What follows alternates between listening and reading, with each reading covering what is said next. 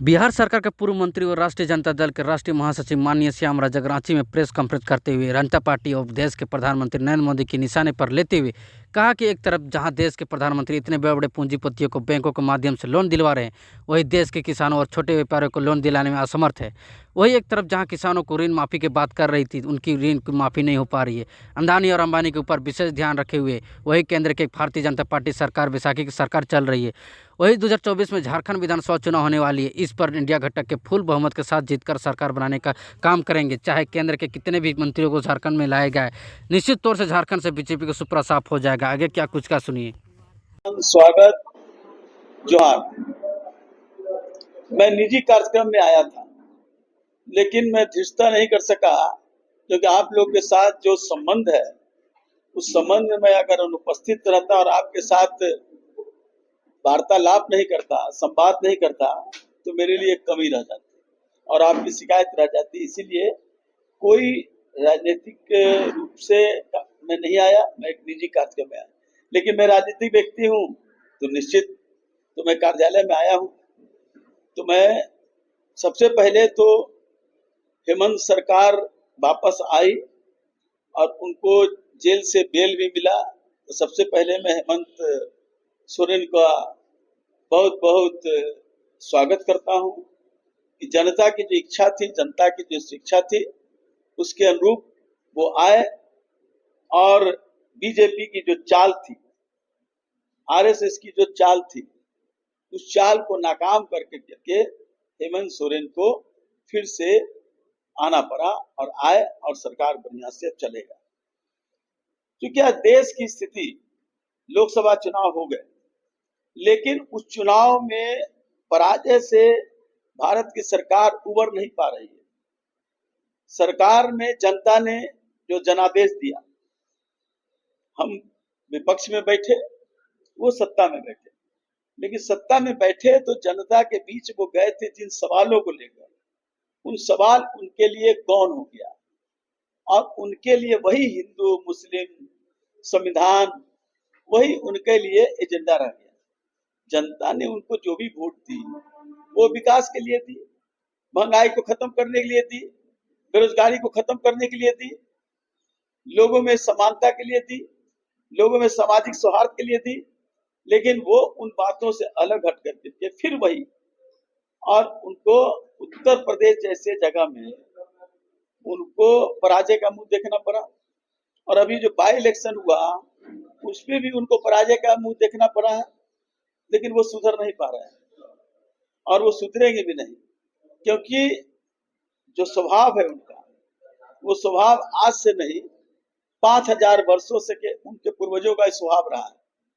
और देश की आजादी के लड़ाई में भी उनके पूर्वजों ने अंग्रेजों के खबरिया बन करके और देश की आजादी में बाधा करने का काम किया।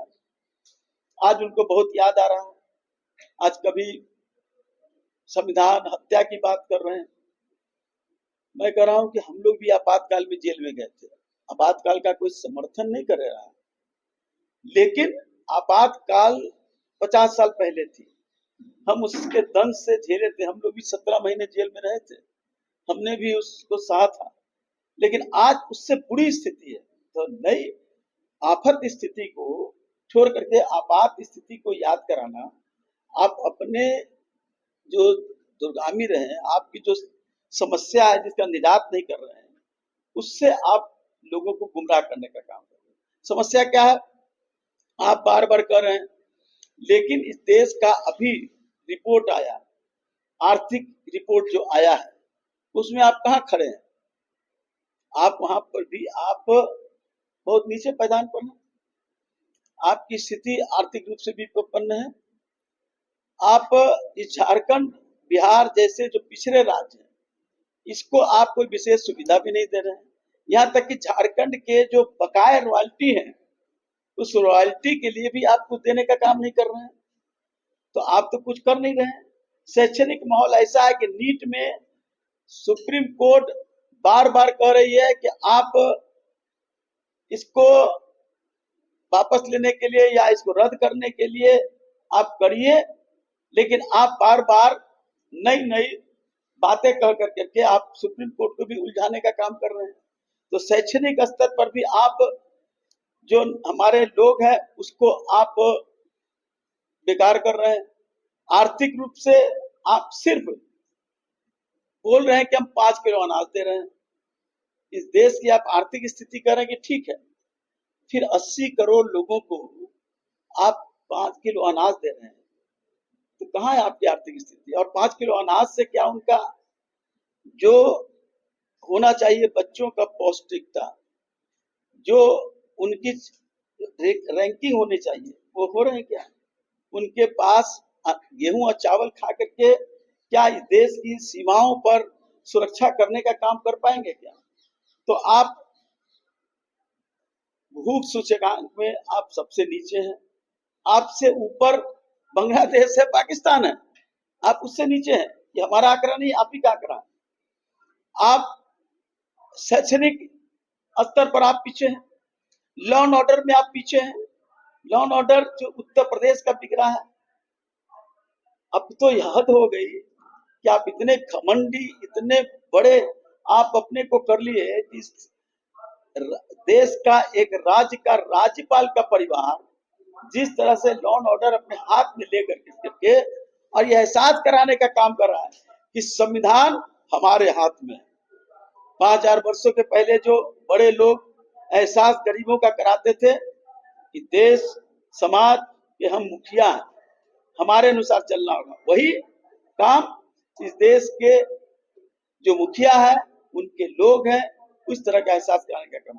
तो लॉ एंड ऑर्डर फेल, आर्थिक स्थिति पर हम फेल, शैक्षणिक स्थिति पर फेल, बेरोजगारी पे आपने कहा था आपने नौकरी नहीं दे रहे हैं, युवा जो है वो अपने आप को हतोत्साहित हो रहा है, सारे इंस्टीट्यूट जो है वो ठप होने को स्थिति में है, और आप सारे जो सरकारी संस्थानों को आप बंद कर रहे हैं। बैंकों की स्थिति आपने कह दिया कि बैंक में लोन देने का काम मत कीजिए, छोटे लोन, तो बड़े लोन अडानी अंबानी जैसे 20 घराने हैं जिसको आप लोन दीजिए और फिर उनको लोन को आप माफ कर दीजिए। और जो गरीब है, किसान है, आप एक तरफ करें। आए थे यहाँ के प्रभारी, मैं बड़े व्यक्ति रूप से मैं जानता हूं उनको, क्या कहा, हम एमएसपी दे रहे हैं। एमएसपी देने की बात नहीं हो रही थी, आपने कहा था कि हम डबल किसानों को लाभ देने का काम करेंगे, और एमएसपी की कानूनी गारंटी हमारे किसान आंदोलन के लोग आज भी उस सीमा पर, हरियाणा सीमा पर वो बैठे हुए हैं किसान कई 100 दिनों से, उस पर आपकी कोई चिंता नहीं। तो किसान, नौजवान, महिलाएं, छात्र, सब लोग परेशान हैं। आप सरकार तो बैसाखी पर है, भारत की सरकार, लेकिन बैसाखी पर है, इसको तो कोई अस्वीकार नहीं करेगा। लेकिन आप न जातीय जनगणना कर रहे हैं, न भारत सरकार राज्यों को, जो गरीब है, जो पिछड़ा है, झारखंड जैसा राज्य जो सबसे संपन्न राज्य था, आज उसको कहाँ खड़ा करती है, वो नहीं मिल रहा है रॉयल्टी। तो इसलिए ये सरकार के खिलाफ जनता ने फैसला दिया। बाई इलेक्शन में भी कल्पना सोरेन जीती, ये जीत महागठबंधन की, इंडिया गठबंधन की रही, और जनता की जीत है। जनता ने बता दिया कि हम लोकसभा ही नहीं, जो भी चुनाव होगा, हम एनडीए को, भारतीय जनता पार्टी को हम स्वीकार नहीं करेंगे। और आने वाला 2024 का नवंबर का में चुनाव हो, दिसंबर में हो, अक्टूबर में हो, इंडिया गठबंधन पूर्ण बहुमत से फिर सरकार बनाएगी, इसमें कहीं दो राय नहीं।